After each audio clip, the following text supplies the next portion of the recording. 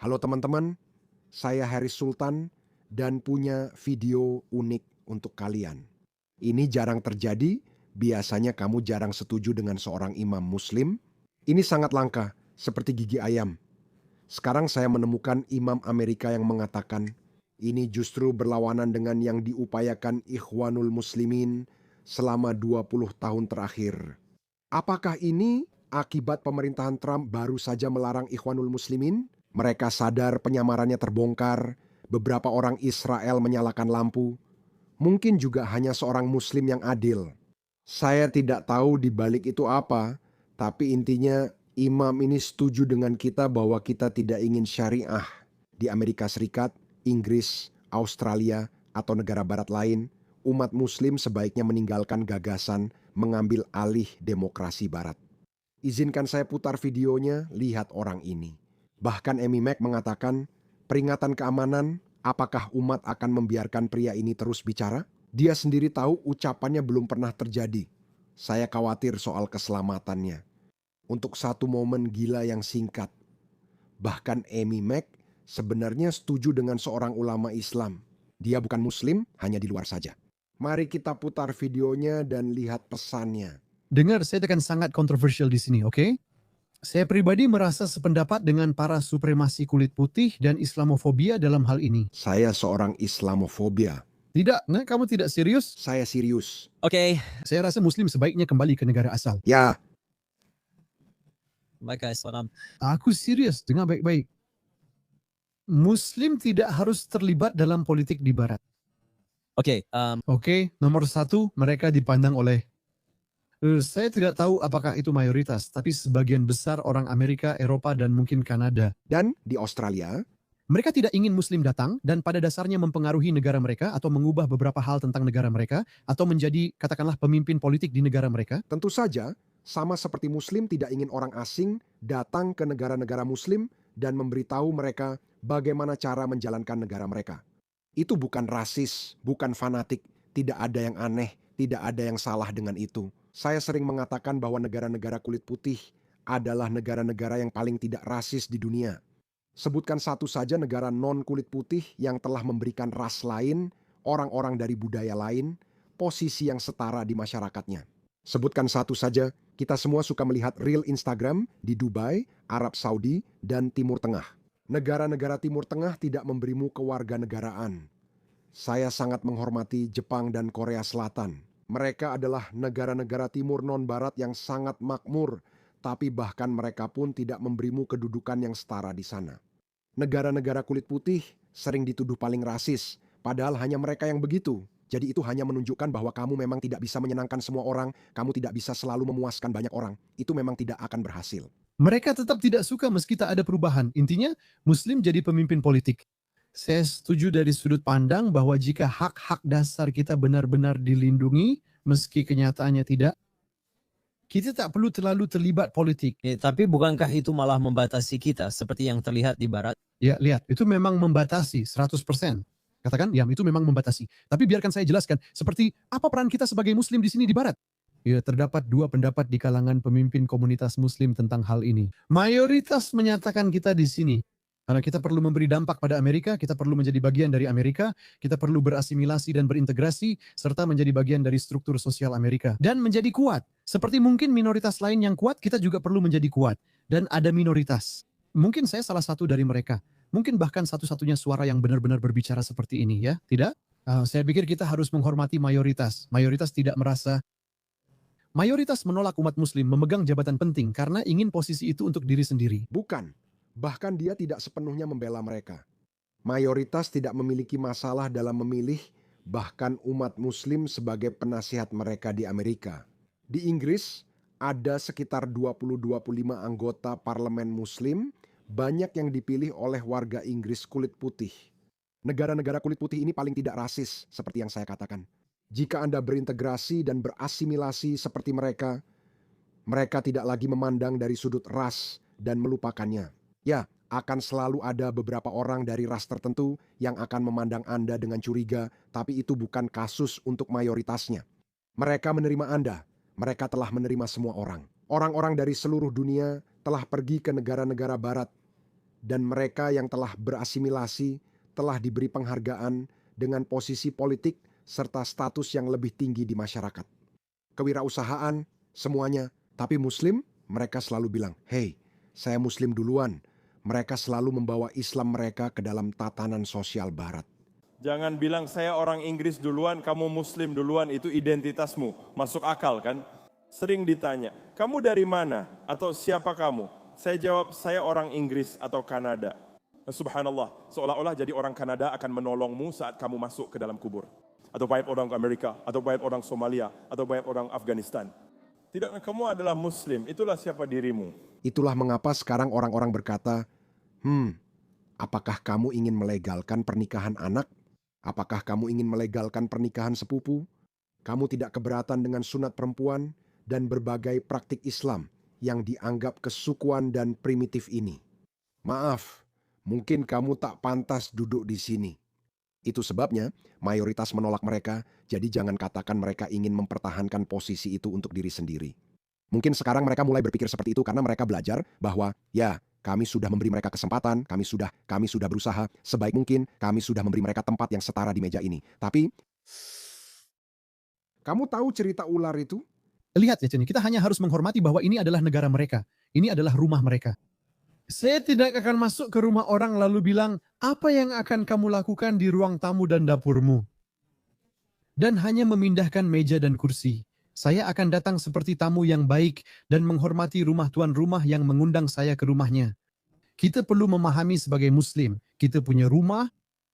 Pergi ke sana, kembali. Ini adalah masalah. Masalahnya tidak harus seperti politik atau tidak. Kadang suatu perbuatan halal, tapi tetap ada konsekuensinya. Oke, abaikan dulu soal wali kota. Halal atau haram, anggap saja itu boleh. Saya bilang ada dampaknya, ada masalah strategis di sini. Apakah kita ingin menetap di Amerika, Kanada, dan Eropa selamanya, atau sebaiknya kembali ke tanah air? Ini pertanyaan nyata yang harus kita hadapi. Islamofobia di gerakan populis dan politik di Eropa serta Amerika telah berteriak 10-15 tahun terakhir. Sangat keras dan jelas bahwa mereka tidak menginginkan kita di sana, jadi kita harus menghormati itu dan berkata, lihat, kita di sini hanya sebagai tamu. Sebenarnya kita tak perlu terlibat politik, asalkan hak kita dihormati. Inilah masalah utamanya. Saya tidak 100. Menurut saya, awalnya dia bilang, oh, hak-hak kita tidak sepenuhnya dihormati atau semacamnya. Bro, kamu mau apa? Kamu bisa menikahi sepupumu di negara dunia ketiga, lalu membawanya ke Inggris dan Amerika selama bertahun-tahun tanpa ada yang protes. Kamu sudah dapat tunjangan kesejahteraan meski sudah tahu. Biar saya tunjukkan. Saya punya video di mana seorang pria Muslim mendapatkan rumah gratis untuk 2 istrinya dan 8 anaknya. Dan dia bilang dia ingin punya 2 istri lagi. Oke, mereka tidak terhalang. Intinya, saya tak menemukan videonya. Tapi Barat sudah sangat bermurah hati dengan berusaha keras untuk mengakomodasi kalian. Jadi itu klaim yang sama sekali tidak berdasar bahwa, oh, mereka sudah meminta kami untuk kembali. Tidak, sebenarnya mereka tidak pernah meminta. Saya harus mengedukasi orang Barat bahwa mereka tidak akan pernah berintegrasi. Kerangka moral mereka sangat bertentangan dengan nilai Barat. Saya sangat senang. Saya sangat bangga mengetahui bahwa saya berperan kecil dalam momen kebangkitan besar ini. Buta, saya ingin berbaring bersama Islamofobia. Ya, itu hanya lelucon, tapi sikap mereka, jika kedua sikap itu setara, bukan berarti pada dasarnya saya sejalan dalam dunia atau bentuk ulasan, tapi saya hanya ingin mengatakan bahwa saya menghormatinya. Lihatnya, jika ada orang yang tahu, katakanlah, jika ada orang yang bukan supremasis, mereka hanya orang Amerika kulit putih, dan mereka adalah mayoritas. Mereka bilang, lihat, kami ingin menjaga Amerika tetap putih. Oke. Orang-orang ini tidak paham. Itu bukan klaimnya. Saya tahu Nick Viante terlibat. Narasi ini makin populer. Saya berpikir sebagian besar negara kulit putih sebaiknya tetap mayoritas kulit putih. Jika orang kulit putih hilang, kita akan mengalami perang saudara dan pemerintahan buruk tanpa supremasi hukum. Maaf, saya tidak mau ambil risiko itu. Namun, orang kulit putih sangat baik sehingga tidak memandangnya demikian. Satu-satunya alasan mereka membalas, merespons, dan mulai sadar adalah karena mereka melihat masyarakat mereka berubah dari sangat baik menjadi sangat buruk. Itulah kenapa mereka seperti, oh, tunggu sebentar, ada apa ini? Lalu kita sadar, waduh, Beberapa budaya primitif yang tertinggal telah masuk dan kita membiarkan pengaruh mereka menyebar. Dan itulah kenapa kualitas hidup kita, tatanan sosial kita sedang tercabik-cabik. Itu sebabnya orang kini menganggapnya setara dengan kulit putih. Saya sebenarnya berpikir itu adalah nilai-nilai barat. Jika orang-orang dari Eropa Timur datang, yang secara historis memang pernah bermasalah dengan orang Eropa Barat. Mereka diterima karena akan berintegrasi dan berasimilasi dengan budaya Amerika kulit putih arus utama. Itu alasannya. Tapi bagaimanapun, menurut saya Amerika, Inggris, Australia, negara-negara ini sebaiknya tetap menjadi negara kulit putih. Amerika harus tetap liberal dan kapitalis karena Islam bertentangan dengan nilai-nilai tersebut, ya. Dan mungkin mereka akan berkata, lihat kalau kalian ingin tetap di sini, jangan coba-coba mengubah apapun tentang negara kami tidak masalah. Dan inilah posisi yang saya ambil. Kapal itu sudah berlayar dan berlubang besar, kini tenggelam dengan cepat. Karena mereka sudah melihat warna asli dari para muslim ini yang berkata, oh, kami ingin syariah. Tidak, kalian tidak akan mendapatkan syariah. Kalian akan dipulangkan kembali.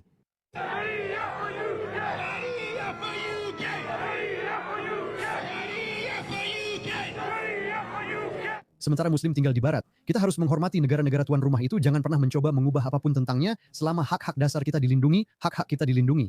Cobalah punya visi untuk pulang, karena kita semua punya rumah. Saya tidak peduli jika kamu generasi keempat di Amerika. Kadang saya tanya ke muslim, asalmu dari mana? Jawabnya, dari Amerika. Saya lahir dan besar. Saya lahir dan besar di Amerika, tepatnya Dallas, Texas. Lalu ditanya, orang tua kamu dari Pakistan? Saya bilang, bro, jujur saja kalau kamu dari Pakistan, memang kamu terlihat seperti orang Pakistan, walau bahasa Inggrismu lancar.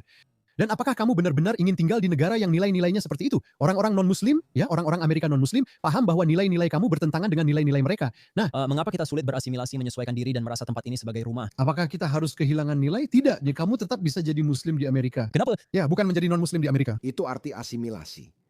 Jika kamu berasimilasi ke masyarakat Amerika, kamu harus kehilangan nilai-nilai dan mencari sepupu. Pernikahan sama menjijikannya seperti orang Amerika biasa yang menemukannya. Kamu juga harus menganggap pernikahan Nabi Muhammad dengan Aisyah yang berusia 9 tahun sama menjijikannya seperti yang dirasakan oleh setiap non-muslim lainnya. Itu harus mengubah sistem nilai kamu. Saya adalah contoh sempurna dari hal itu. Ada beberapa hal dalam Islam yang saya anggap benar-benar menjijikkan. Dan setelah saya melakukan itu, saya pun menyadarinya. Oh, itu karena saya mengambil moralitas dari kerangka acuan barat. Karena itu, saya menganggap female genital mutilation, pernikahan anak, dan pernikahan sepupu sangat menjijikkan. Saya menyukai nilai sekuler, liberal, kebebasan beragama, dan berbicara. Agama seharusnya boleh diejek dan dikritik. Bagaimana muslim ini bisa berbaur di masyarakat Amerika jika tak paham konsep kebebasan berbicara? Yang berarti dia seharusnya baik-baik saja. Jika ada yang menghina agamanya, dia tidak harus menerimanya. Karena kamu tahu, orang Amerika kulit putih telah menerima kritik terhadap Kristen. Tentu saja mereka tidak suka, tapi mereka mentoleransinya. Apakah muslim ini bisa melakukannya? Tidak, tidak bisa. Mereka meminta undang-undang penistaan agama di Inggris. Saya yakin mereka juga akan meminta undang-undang penistaan agama di Amerika, tapi Amerika adalah negara yang sangat berbeda. Itu tidak akan terjadi. Itulah sebabnya, saudara, kamu tidak bisa berasimilasi ke masyarakat Amerika karena, seperti kata Imam, kamu harus kehilangan nilai-nilaimu. Kurang lebih seperti itu. Ada banyak muslim di sana. Kamu tidak bisa menjadi muslim Amerika. Itu sudah pasti. Bukan itu pertanyaannya. Masalahnya adalah soal nilai-nilai. Kamu mau duduk di sini? Cek dulu. Apakah mereka ingin kamu di sini dan mayoritas akan memaksamu kehilangan nilai? Iya, 40 tahun lagi kamu akan punya cicit yang tidak akan pernah menjadi muslim. Seperti kamu sedang berbicara dengan banyak anak muda, banyak dari generasi Z yang benar-benar merasa bahwa kamu tahu, mereka merasa mereka milik di sini. Ini rumahku. Ya, orang tuaku berasal dari Lebanon. Seperti Saya setuju. Lihat, saya tidak membesarkan diri saya sendiri. Ya, dan sejujurnya pada dasarnya, jika kamu, saya, di mana rumahmu? Dari sisi emosional dan dari seperti rasa akrab, benar-benar dari sisi psikologis, dari sisi emosional dan psikologis. Ini sih rumah saya tuh, saya merasa tidak nyaman di sini, tapi saya suka tempat ini. budayanya, keluarganya. Ya, hanya hubungan antar manusia, keterikatan, ada keterikatan. Tapi lihat, pada akhirnya Allah tidak menciptakan kita tanpa tujuan. Hal terpenting bagi kita bukanlah keterikatan emosional pada suatu lokasi geografis, hal terpenting adalah hidup sesuai dengan nilai-nilai yang kita yakini. Kalau tidak, apa arti kepercayaan kita jika kita mengaku beriman kepada Islam, tapi kita tidak benar-benar mewujudkan nilai-nilainya? saya suka dia, logis dan konsisten. Ya, jika kamu meyakini itu, seharusnya kamu lebih peduli pada kehidupan akhiratmu. Dan jika itu prioritasmu, kamu tidak seharusnya terlalu terikat secara emosional pada suatu lokasi geografis atau kehidupan yang nyaman di Amerika. Kamu sebaiknya pergi dan tinggal di Afghanistan. Kurasa ada spektrumnya. Jika kamu ingin hidup seperti seorang muslim sejati, kamu sebaiknya pergi ke Afghanistan. Tapi kalau kamu ingin hidup yang nyaman dan enak, mungkin kamu tahu kamu bisa pindah ke Dubai. Karena kita tidak hidup di masyarakat yang menerapkan nilai-nilainya. Jadi apa gunanya Islam jika hanya salat dan puasa? Inilah yang kami tentang. Yang kami tentang adalah mereduksi sistem kehidupan Islam yang agung yang pernah diwahyukan Allah kepada umat manusia demi kepentingan masyarakat manusia. Untuk hidup dalam kedamaian dan ketidakadilan. Menjadi hanya beberapa ritual di mana Muslim bisa hidup di masyarakat non-Islam? Tidak. Saya pikir jika umat Islam punya masalah dengan kita, seharusnya kita punya masalah dengan diri kita sendiri karena berada di sini sejak awal. Orang-orang ini harus pergi. Terserah, tinggalkan saja. Kita perlu cara baik untuk pulang, walau pulang kemanapun sama saja. Lihat, tak ada yang pulang ke dunia muslim dan kita tetap menyebutnya rumah.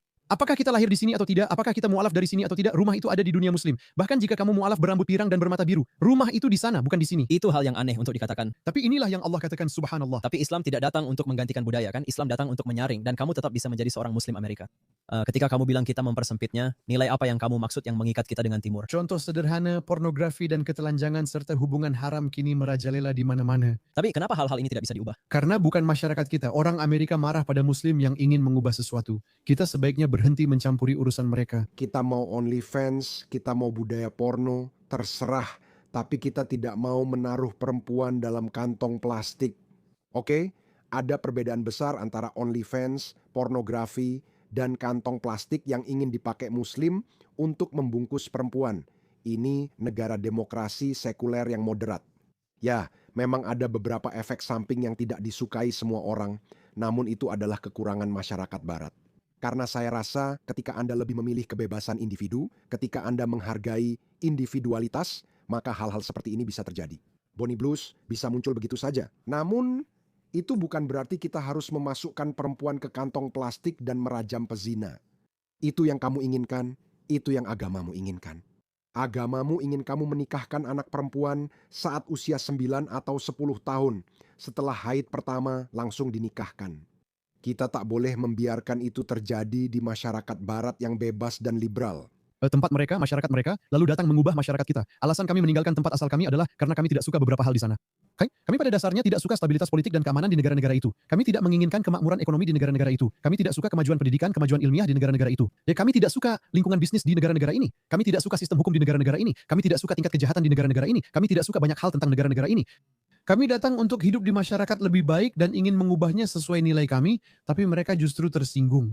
Karena itu, Muslim sejati yang paham dunia, politik, strategi, serta Al-Quran dan Sunnah akan berkata Muslim sebaiknya hidup di lingkungan Islami. Orang baik, dia benar. Semoga tetap aman dan Ikhwanul Muslimin tidak mencelakainya. Ini sangat bertolak belakang dengan upaya Ikhwanul Muslimin selama 15 sampai 20 tahun terakhir. Seluruh piagam Ikhwanul Muslimin dan cara mereka berprinsip. Untuk menyusup ke institusi-institusi barat, menempatkan orang-orang kita di institusi tersebut, dan memanfaatkan kelemahan serta sistem dan proses institusi barat. Lalu entah bagaimana mereka memperoleh lebih banyak kekuatan politik dan pengaruh. Itulah inti Ikhwanul Muslimin secara singkat. Mereka tidak menggunakan kekerasan dan tidak percaya pada serangan teroris. Karena itu mereka lebih licik dan sulit dihadapi. Namun orang ini justru berkata sebaliknya, yang sebenarnya adil, itu sudah kami katakan. Kalau tidak suka, pulang saja. Alasan kenapa negara kalian kacau adalah karena nilai-nilai kalian yang termasuk menindas 50% dari populasi kalian dan memaksa mereka memakai pakaian seperti kantong sampah. Tapi mereka tidak akan pernah mengerti itu, mereka tidak akan pernah paham. Kalian tidak akan mencapai produk domestik bruto per kapita seperti negara-negara muslim kalian. Seperti yang kami capai di barat berkat pemberdayaan perempuan. Itu hanya salah satu contoh. Di barat, kami lebih memilih individualitas. Kalian bisa mengekspresikan diri, mengeksplorasi sisi artistik, serta membuat musik dan film. Hal-hal ini tidak diizinkan di negara-negara muslim. Beberapa negara muslim memang mengizinkan, tapi itu bertentangan dengan ajaran Islam yang tidak membolehkan hal itu. Orang-orang yang ingin tinggal di negara muslim sejati dengan nilai-nilai muslim, selain Afghanistan, tidak menemukan negara seperti itu. Maksud saya, kalau mau, pergilah ke Dubai. Dubai adalah pusat para model Instagram, bintang film dewasa, semua pekerja seks online ini. Mereka ke Dubai untuk bisnis, tapi kamu ingin ke sana. Jadi tidak ada yang namanya masyarakat muslim sejati. Islamic State of Iraq and Syria cukup mendekati masyarakat Islam Muhammad. Dan di dunia saat ini, Afghanistan di bawah Taliban adalah yang paling mendekati masyarakat Islam sejati. Izinkan saya memberitahu kalian, saudara Muslim, Afghanistan tidak akan pernah menjadi negara maju karena cara mereka memperlakukan perempuan, karena cara mereka memperlakukan individu. Itu mustahil. Sistemnya gagal. Karena itu, Muslim-Muslim ini tak akan pergi. Mereka mungkin menjual rumah di Texas atau Florida, lalu pindah ke Uni Emirat Arab, meski Uni Emirat Arab hampir tak layak disebut negara Muslim.